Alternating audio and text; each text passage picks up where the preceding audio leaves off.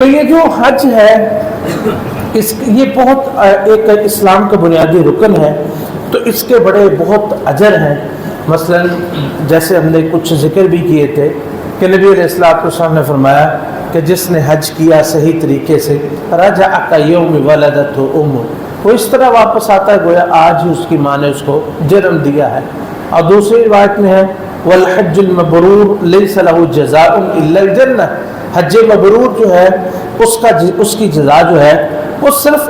جنت کے سوا جنت سے کم نہیں ہے، جنت سے کم کوئی نہیں، اس کا اجر جو ہے وہ جنت ہے۔ اور تیسری روایت ہے کہ الحج یہدم ما کان قبلہ، جو حج ہے وہ پہلے جتنے انسان کے گناہ ہوتے ہیں حتیٰ کہ کبیرہ گناہ اللہ تعالیٰ ان کو بھی معاف فرما دیتا ہے۔ اور ایک روایت میں آپ نے فرمایا تابعوا بین الحج والعمرہ فإنہما ینفیان الفقر والذنوب كما ينفي الكير خبث الحديد والذهب والفضة، کہ تم حج اور عمرہ پے در پے کرو، اس سے اللہ تعالیٰ گناہوں کو اور فقیری کو دور فرماتے ہیں، جس طرح بھٹی میں ڈالنے سے لوہا، سونا، چاندی اس کی میل ختم ہو جاتی ہے۔ اور پانچویں روایت کم از کم جو ہم ذکر کرنا چاہتے ہیں وہ یہ ہے کہ الغازی فی سبیل اللہ والحج والمعتمر وفد اللہ، کہ یہ جو غازی ہوتے ہیں اور حاجی ہوتے ہیں اور عمرہ کرنے والے یہ اللہ کا وفد ہے۔ دعاہم فاجابوا، وہ اللہ کو پکارتے ہیں تو اللہ ان کی دعا سنتا ہے، وسألوا فاعطاہم، جو مانگتے ہیں اللہ ان کو عطا فرما دیتا ہے۔ تو یہ اتنے سارے حج کے اجر ہیں، یہی نہیں بلکہ اس کے علاوہ اور بھی ہیں۔ تو ایک بندہ ہے وہ جو ہے وہ یہ اس کے پاس استطاعت نہیں ہے حج کرنے کی، بدنی طور پر یا مالی طور پر۔ اس وقت حج بہت مہنگا ہو چکا ہے، اور جو حالات ہیں بہت سارے لوگ جو ہیں وہ حج نہیں کر سکتے، بلکہ لوگوں کی اکثریت کے اندر حج کی استطاعت نہیں ہے۔ تو پھر وہ کیا ان نیکیوں سے وہ محروم رہیں گے؟ یہ جو نیکیاں ہیں یا یہ جو حج کے فضائل ہیں وہ اس سے محروم رہیں گے؟ اس میں تو کوئی شک نہیں کہ ان پر فرض نہیں ہے، لیکن وہ ان نیکیوں سے محروم نہیں رہیں گے، ان نیکیوں سے محروم نہیں رہیں گے۔ کس طرح نہیں رہیں گے؟ یہ اللہ کا بہت بڑا فضل ہے کہ جو بڑے بڑے اعمال ہیں نا، بڑے بڑے اعمال ہیں، جو شخص وہ اعمال نہیں کر سکتا، اللہ تعالیٰ نے ان کے لیے متبادل آسان اعمال ایسے ہمارے لیے مہیا کر دیے ہیں اور ہمیں عطا فرما دیے ہیں کہ اگر ہم ان اعمال کو کرتے ہیں تو اللہ تعالیٰ ان بڑے اعمال کا اجر عطا فرما دیتے ہیں۔ چھوٹے اعمال جو ہیں کچھ ایسے ہیں ان کو کرنے سے بڑے اعمال کا اجر مل جاتا ہے۔ اور وہ اعمال جو ہے وہ کون کون سے ان کا ہم ذکر کریں گے، تو اللہ تعالیٰ ہمیں توفیق نصیب فرمائے، ایک تو توجہ سے سنیں اور پھر اللہ تعالیٰ ہمیں اس پر عمل کرنے کی بھی توفیق عطا فرمائے۔ اور ہم اللہ سے امید کرتے ہیں کہ جب خلوص نیت سے ہم ان اعمال کو کر گزریں گے،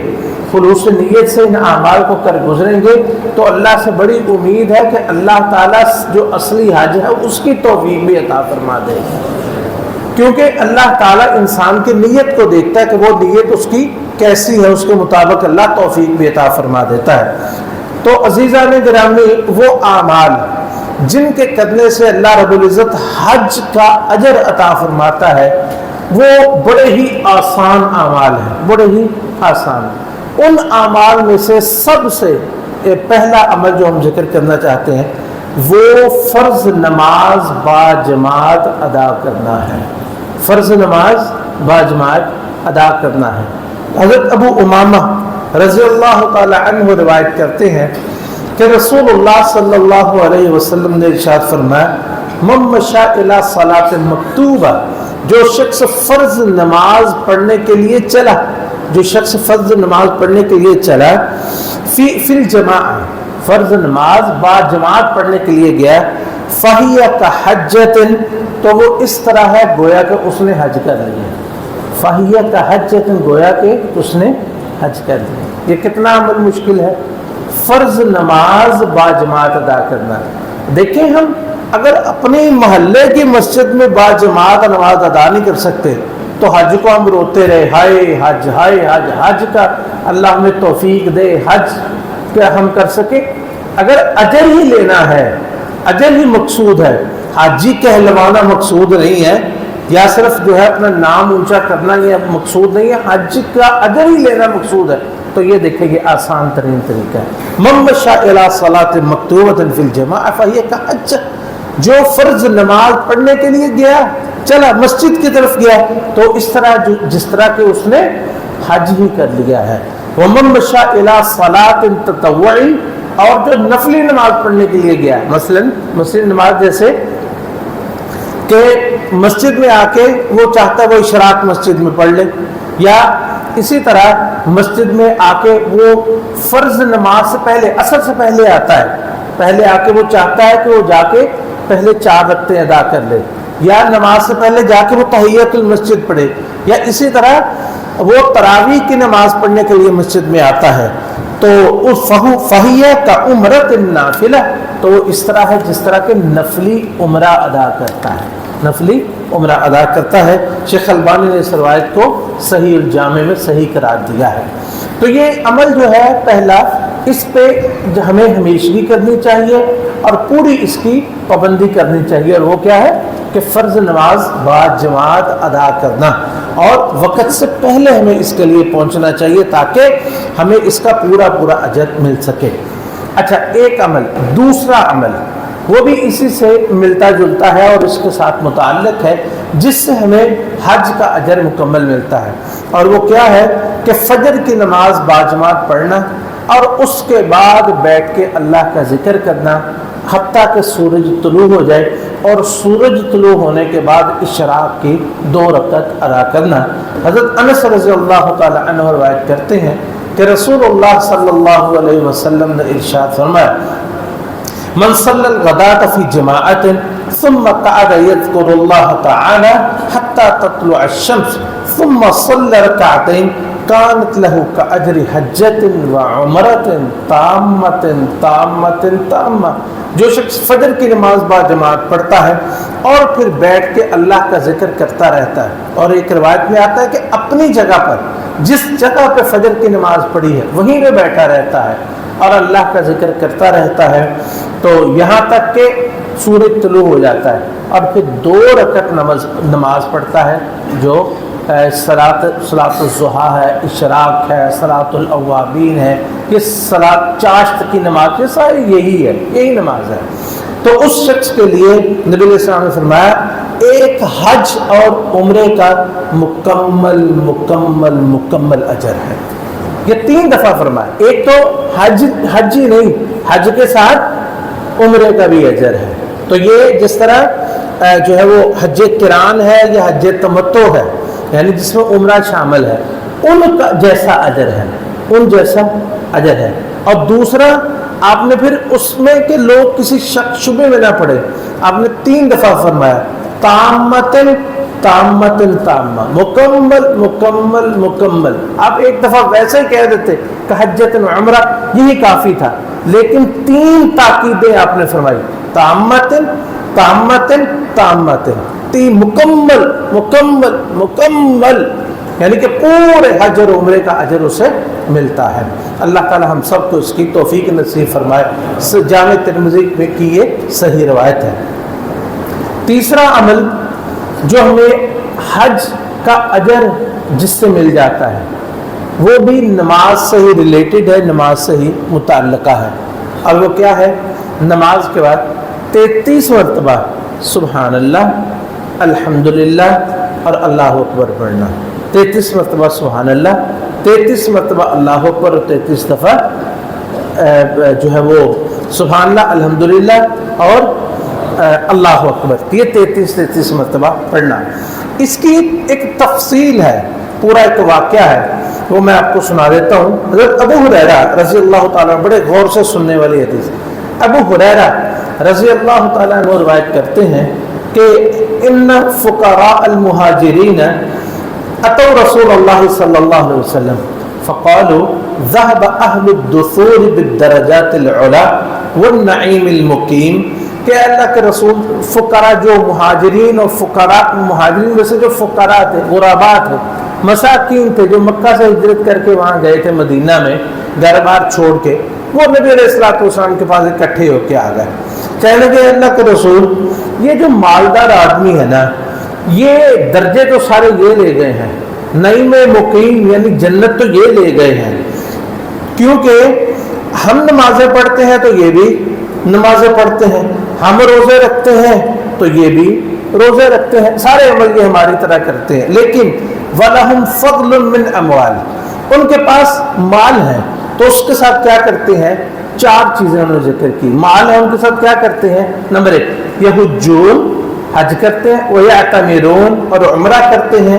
وَيُجَاهِدُونَ جہاد کرتے ہیں، وَيَتَصَدَّقُونَ اور صدقہ کرتے ہیں۔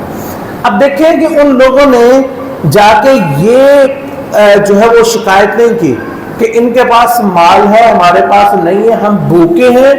یہ کھاتے ہیں، ہمارے پاس پہننے کے لیے لباس نہیں ہے یہ جو ہے وہ خوبصورت لباس پہنتے ہیں، ہمارے پاس سواریاں نہیں ہیں ان کے پاس خوبصورت سواریاں ہیں، ہمارے پاس گھر نہیں ہے ان کے پاس بڑے بڑے گھر ہیں، ان کے ہمارے پاس کچھ بھی نہیں ہے، ان کے خزانے بڑے ہیں۔ ان میں سے کسی چیز کا انہوں نے شکوہ نہیں کیا۔ کس بات کا شکوہ کیا؟ شکوہ اس بات کا کیا کہ اللہ کے رسول ان کے پاس مال ہے، اس کے ساتھ یہ حج کرتے ہیں، اس کے ساتھ یہ عمرے کرتے ہیں، اس کے ساتھ یہ جہاد کرتے ہیں اور اس کے ساتھ وہ صدقات کرتے ہیں۔ ذرا دیکھیے ہماری ترجیحات اور ان کی ترجیحات دیکھیے کہ وہ یہ بھی کہہ سکتے تھے اللہ کے رسول ہمیں بھی مال ملے، ہم بھی ذرا آسانیوں میں آ جائیں، لیکن نہیں، انہوں نے یہ شکوہ کیا کیونکہ ان کی نظر آخرت پر ہوتی تھی، دنیا پر نہیں ہوتی تھی، وہ دنیا کو کچھ نہیں سمجھتے تھے، تو یہ شکوہ کیا کہ یہ 4 اعمال وہ کرتے ہیں۔ کون کون سے؟ پہلا حج، دوسرا عمرہ، تیسرا جہاد، چوتھا صدقہ، کہ یہ 4 عمل وہ کرتے ہیں تو وہ ہم سے سبقت لے جاتے ہیں۔ دیکھیں سبقت کس بات میں؟ نیکیوں میں اور اجر میں، تو ہم ان سے پیچھے رہ گئے، تو اللہ کے رسول علیہ الصلوۃ والسلام نے فرمایا الا اعلمکم شیئا تدرکون به من سبقکم وتسبقون به من بعدکم ولا یکون احد افضل منکم، میں تمہیں کوئی ایسی چیز نہ سکھلاؤں کہ جس سے تم جو پہلے لوگ گزر چکے ہیں ان پر سبقت لے جاؤ گے اور بعد میں تم سے آگے کوئی نہیں بڑھ سکے گا، اور جو موجودہ زمانے کے لوگ ہیں وہ تمہارے برابر نہیں آ سکیں گے، اور جو تم موجودہ زمانے کے یعنی ماضی، حال، مستقبل تینوں زمانوں کو کہہ دیا آپ نے کہ پہلے لوگ جو ہیں آپ ان سے بھی آگے نکل جاؤ گے، بعد میں آنے والے تم سے مل نہیں سکیں گے، اور جو موجود ہیں وہ برابری نہیں کر سکیں گے۔ تو انہوں نے کہا بھلا یا رسول اللہ صلی اللہ علیہ وسلم کیوں نہیں؟ آپ نے فرمایا ہاں جو بھی یہ عمل کرے گا وہ پھر تمہارے برابر پہنچ جائے گا، اگر وہ عمل کر لیں گے تو وہ بھی اس میں شامل ہو جائیں گے۔ تو آپ نے ان کو بتایا، کہنے لگے کیوں نہیں؟ آپ نے فرمایا تسبحون وتحمدون وتکبرون خلف کل صلاۃ 33، ہر نماز کے بعد سبحان اللہ، الحمدللہ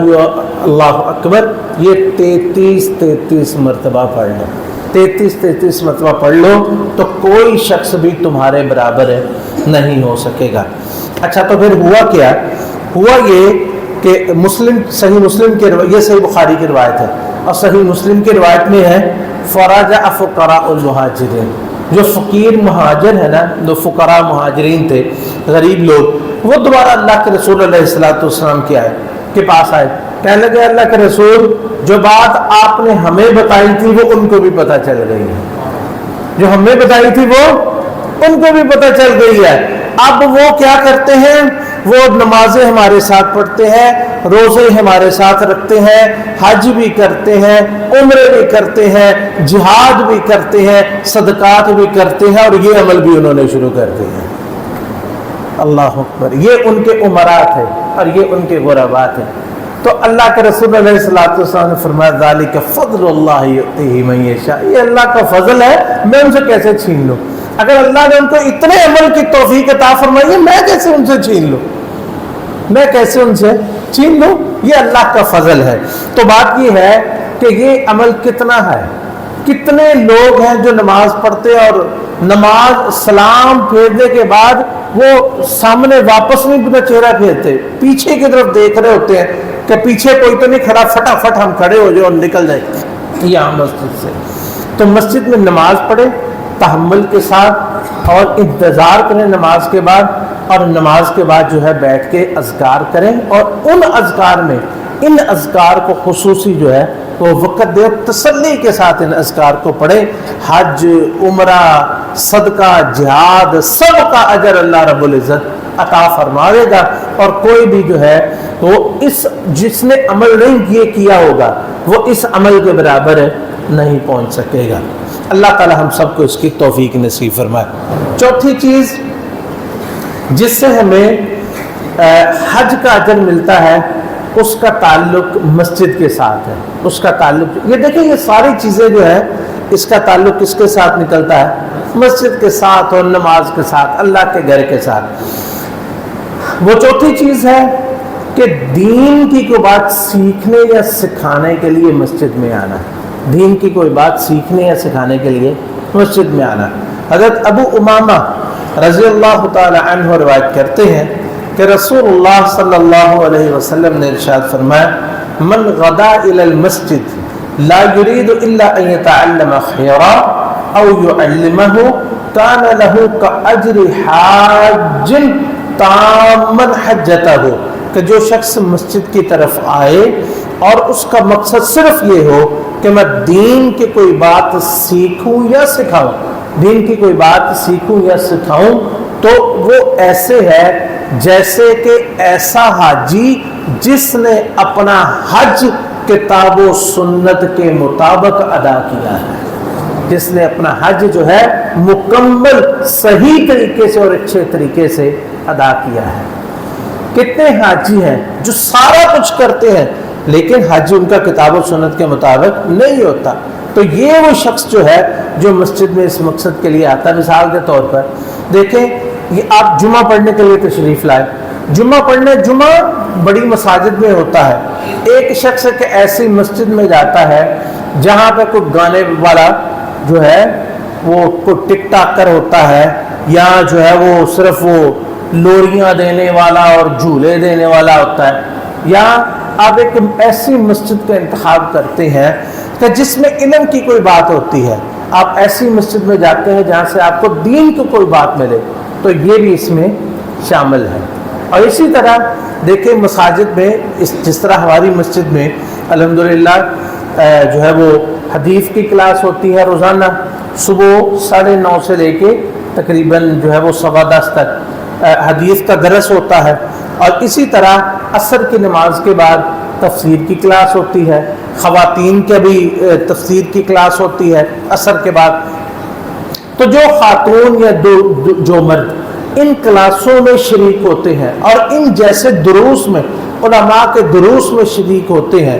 اور وہ دین کی کوئی بات سیکھنے جاتے ہیں، تو ان کو روزانہ اللہ رب العزت مکمل حج کا اجر عطا فرما دیتے ہیں۔ اللہ تعالی ہم سب کو اس کی توفیق نصیب فرمائے۔ پانچویں چیز جو حج کے اجر کے برابر ہے وہ ہے رمضان میں عمرہ کرنا۔ ایک لمبی حدیث ہے، ایک عورت نبی علیہ الصلوۃ والسلام کے پاس آئی، آپ سے ملاقات نہ ہو سکی، تو اس نے آپ کو سلام کہا اور یہ پیغام دیا اور یہ پوچھا کہ اللہ کے رسول کہ وہ کون سا عمل ہے، وہ آپ کے ساتھ حج نہیں کر سکی تھی، وہ کون سا عمل ہے کہ جس سے میں حج کا اجر جو ہے وہ حاصل کر سکوں۔ اس کے بعد نہیں جو ہے وہ وسائل تھے، تو نبی علیہ الصلوۃ والسلام نے فرمایا کہ ایک تو اس کو کہو کہ اس کو سلام کو رحمت اللہ وبرکاتہ بھی کہو۔ تو ہم عام طور پر کہتے ہیں فلاں کو سلام کہہ دو، تو سلام کہنے میں بھی ہم رحمت اللہ وبرکاتہ بھی بھیج سکتے ہیں، تو اس کو اللہ کی میری طرف سے السلام علیکم ورحمۃ اللہ وبرکاتہ کہہ دو، اس سے انشاءاللہ 30 نیکیاں مل جائیں گی۔ تو یہی نبی علیہ الصلوۃ والسلام نے پیغام دیا کہ اس عورت کو یہ پیغام دے دو اور اس کو کہو کہ رمضان میں حج کر لے، رمضان میں حج کر لے، انہا تعدل حجۃ معی، انہا تعدل حجۃ معی عمرۃ فی رمضان، کہ رمضان المبارک میں عمرہ کرنا وہ میں محمد صلی اللہ علیہ وسلم کے ساتھ عمرہ کرنے کے برابر ہے، یعنی رسول اللہ صلی اللہ علیہ وسلم ایک عمرہ کے ساتھ حج کرنے کے برابر ہے۔ یعنی رمضان المبارک میں عمرہ کرنا رسول اللہ صلی اللہ علیہ وسلم کے ساتھ حج کرنے کے برابر ہے۔ تو یعنی کہ صرف ایک حج ہی نہیں بلکہ ایسا حج جس میں رسول اللہ صلی اللہ علیہ وسلم کا ساتھ اور آپ کی معیت مبارکہ جو ہے وہ ہمیں مہیا ہو جاتی ہے، وہ رمضان المبارک میں عمرہ کرنا ہے۔ چھٹی چیز ہے جو ہمیں حج کا اجر عطا فرماتی ہے، جو حج کا اجر جس سے ہمیں ملتا ہے اور اللہ رب العزت حج کا اجر عطا فرماتے ہیں، وہ ہے کسی حاجی کو تیار کرنا، اس کے حج کے لیے اس کے ساتھ تعاون کرنا۔ اس کے کئی طریقے ہو سکتے ہیں۔ ایک تو یہ کہ انسان کسی کو پیسے دیتا ہے کہ جاؤ بھی تم حج کر لو، ایک تو یہ سب سے احسن طریقہ۔ اور دوسرا یہ ہے کہ کوئی حج پہ جانا چاہتا ہے تو آپ اس کو بازار سے سامان لا کے دیتے ہیں، یہ جناب آپ کا احرام ہے، یہ آپ کا جو ہے وہ بریف کیس ہے، یہ آپ کا بیگ ہے، یہ فلاں فلاں چیز ہے، میں آپ کو رکھوا دیتا ہوں، میں آپ کو ایئرپورٹ پہ چھوڑ آتا ہوں، یعنی یہ سارا کچھ کرے۔ اور دوسری چیز جو ہے وہ یہ کہ جب وہ حج کے لیے جائے تو اس کے گھر والوں کا خیال رکھے، ان سے پوچھے کوئی سودا صرف بازار سے لانا ہو ان کا خیال رکھے، ان کے بچے اگر اسکول میں پڑھتے ہیں اسکول سے لے کے آئے، اسکول چھوڑ کے آئے، یعنی جو بھی تعاون اس کے ساتھ ممکن ہے وہ اس کے لیے کرے، تو اس کو بھی اللہ تعالی حج کا اجر عطا فرما دیتے ہیں۔ زید بن خالد الجہنی رضی اللہ تعالیٰ عنہ روایت کرتے ہیں کہ رسول اللہ صلی اللہ علیہ وسلم نے ارشاد فرمایا، من جہز غازیا او جہز حاجا او خلفہ فی اہلہ او فطر صائما فلہ مثل اجرہ۔ جو شخص تین کام کرے، یا نمبر ایک جہز غازیا، جس نے کسی غازی کو تیار کیا یعنی اس کو جہاد کے لیے جو ضرورتیں تھیں اس کی پوری کی، او جہز حاجا یا حاجی کو تیار کیا، او خلفہ فی اہلہ یا اس کے گھر میں جو ضروریات تھی اس کو پورا کرتا رہا، او فطر صائما یا کسی روزے دار کا روزہ افطار کروایا، تو ایسے شخص کو، ان تینوں اشخاص کو، ان تینوں اعمال کا اللہ پورا پورا اجر عطا فرمائے گا، غیر ان ینقص من اجرہ شیئا، لیکن جو حاجی ہے، جو غازی ہے اور جو روزے دار ہے ان کے اجر سے کمی نہیں ہوگی، ان کے اجر میں کمی نہیں ہوگی۔ اللہ تعالی ہمیں اس کے توفیق نصیب فرمائے۔ ساتویں چیز جو حج کے اجر کی ہے، جس سے حج کا اجر ملتا ہے، وہ انسان کی سچی نیت ہے۔ خلوص نیت کے ساتھ انسان اپنے دل میں یہ عزم کرے اور ارادہ کرے کہ اللہ تعالیٰ جب بھی مجھے توفیق عطا فرمائے میں انشاءاللہ حج کروں گا۔ نبی کریم صلی اللہ علیہ وسلم نے ارشاد فرمایا، ابو قبشہ الانماری رضی اللہ تعالیٰ عنہ روایت کرتے ہیں کہ نبی علیہ السلام نے فرمایا کہ انما الدنیا لاربعۃ نفر، دنیا اللہ تعالیٰ جن کو دیتا ہے وہ چار قسم کے لوگ ہوتے ہیں، جن کو اللہ تعالیٰ دنیا کا مال عطا فرماتا ہے وہ چار قسم کے لوگ ہوتے ہیں۔ نمبر ایک وہ شخص کہ جس کو اللہ تعالیٰ نے رزق بھی دیا، مال کا بھی رزق دیا اور علم کا بھی دیا، اور اس کے ساتھ کیا کرتا ہے، اللہ سے ڈرتا ہے، صلہ رحمی کرتا ہے، وَيَعْمَلُ لِلَّهِ اور اللہ کے لیے عمل کرتا ہے، تو یہ شخص دنیا کے مال کے اعتبار سے سب سے اونچے درجے پر، یعنی مال دیا تو اللہ کی فرما برداری میں خرچ کرتا ہے۔ اور دوسرا وہ شخص جس کو اللہ نے علم دیا ہے لیکن مال نہیں ہے، وہ اس مالدار کو دیکھ کے کہتا ہے کہ اگر اللہ مجھے مال دے تو میں بھی اسی طرح جو ہے وہ صلہ رحمی کروں اور اسی طرح مال کو اللہ کے راستے میں خرچ کروں، اور اگر حج کرتے ہوئے دیکھتا ہے تو کہتا ہے کہ میں حج بھی کروں۔ تو یہ شخص جو ہے یہ بھی نبی علیہ السلام نے فرمایا اسی کے درجے میں پہنچ جاتا ہے، اسی کے درجے میں پہنچ جاتا ہے۔ اور تیسرا وہ کہ مال کو برے طریقے سے خرچ کرتا ہے، وہ سب سے بدترین ہے۔ اور چوتھا وہ جو اس کو دیکھ کے کہتا ہے کاش مجھے بھی مال ملے اور میں بھی اسی طرح عیاشی کروں۔ یہ چار لوگ ہیں۔ تو اس لیے جس کے پاس مال نہیں ہے وہ یہ عزم صادق کرے اور یہ پکی نیت کرے کہ اللہ تعالیٰ اگر مجھے مال دے تو میں بھی اس مال کو اللہ کی فرما برداری میں خرچ کروں، اگر اللہ مجھے مال دے تو میں اس کے راستے میں میں حج کروں گا ضرور، میں ضرور حج کروں گا، یہ جو نیت رکھے گا اللہ تعالیٰ اس کو بھی اس کا اجر عطا فرما دے گا۔ اسی طرح 8ویں چیز جو ہمیں حج کا اجر عطا فرماتی ہے وہ یہ کہ نبی علیہ السلام نے فرمایا من دل علی خیر فلہ اجر فاعلہ، جو کسی نیکی کی طرف کسی کے رہنمائی کر دے اللہ تعالیٰ اس نیکی کرنے والے کو جو اجر دیتا ہے رہنمائی کرنے والے کو بھی اتنا ہی اجر عطا فرما دیتا ہے۔ آپ کسی شخص کو دیکھتے ہیں اس کے پاس مال ہے لیکن وہ حج کے لیے نہیں جاتا، آپ اس کو توجہ دلائیں اور اس کی طرف رہنمائی کریں کہ بھائی آپ حج کر لیں، جوانی میں حج کر لیں، صحت میں کر لیں۔ اس کے لیے لوگوں نے جو شرطیں لگائی ہیں، بچوں کی شادیاں کرنی ہیں، یہ کرنی ہیں، وہ کرنی ہیں، جب ان کا وقت آئے گا ہو جائے گا، ابھی آپ حج کر لیں۔ تو جو اس طرح کسی کی توجہ دلاتا ہے اور کسی کو راغب کرتا ہے اس کو بھی اللہ تعالی حج کا انشاءاللہ پورا ہی اجر عطا فرمائیں گے۔ اللہ رب العزت ہم سب کو حج بیت اللہ کی توفیق نصیب فرمائے، اور یہ تمام اعمال جو ہیں اللہ تعالی ہمیں انہیں بھی کرنے کی توفیق نصیب فرمائے۔ حضرات گرامی، آپ نے یہ حج کے اجر کے بارے میں سنا ہے کہ کتنے آسان اعمال ہیں۔ ان میں سے کچھ اعمال تو ایسے ہیں کہ جن کے کرنے میں 2 سے 3 منٹ لگتے ہیں، 2 سے 3 منٹ ملتے ہیں اور حج کا اجر مل جاتا ہے۔ مثلا جو 33 مرتبہ سبحان اللہ الحمدللہ اللہ اکبر کہنا، اس میں کتنے منٹ لگتے ہیں؟ 2 سے 3 منٹ اور پورے حج کا اجر۔ کچھ اعمال ہیں جن کے کرنے میں 10 سے 15 منٹ لگتے ہیں اور حج کا اجر مل جاتا ہے، اور وہ ہے نماز۔ کتنا ٹائم لگتا ہے؟ 10 سے 15 منٹ، یعنی کہ اگر آنے کا وقت بھی ڈال لیں یا بعد میں کچھ بیٹھنے کا وقت ڈال لیں، 10 منٹ سے زیادہ کوئی نماز عام طور پر نہیں ہوتی، 12 منٹ 15 منٹ ہو جائے گی، زیادہ سے زیادہ فجر کی نماز زیادہ ہو جاتی ہے بعض دفعہ۔ اسی طرح کچھ اعمال ہیں جن کا دورانیہ صرف 25 منٹ ہے، مثلا 25-30 منٹ۔ مثلا ہماری جو تفسیر کی کلاس ہوتی ہے نا، اس کا دورانیہ 25 منٹ ہوتا ہے سارا، اور جو صبح حدیث کی کلاس ہوتی ہے وہ بھی تقریباً آدھے گھنٹے کی ہوتی ہے، اس سے زیادہ نہیں ہوتی۔ تو کتنا اجر ہے؟ آدھے گھنٹے میں حج کا اجر۔ اور کچھ اعمال ایسے ہیں جو 1.5 سے 2 گھنٹے جس میں لگتے ہیں، جیسا کہ فجر کی نماز پڑھنا اور اس کے بعد اذکار کرنا۔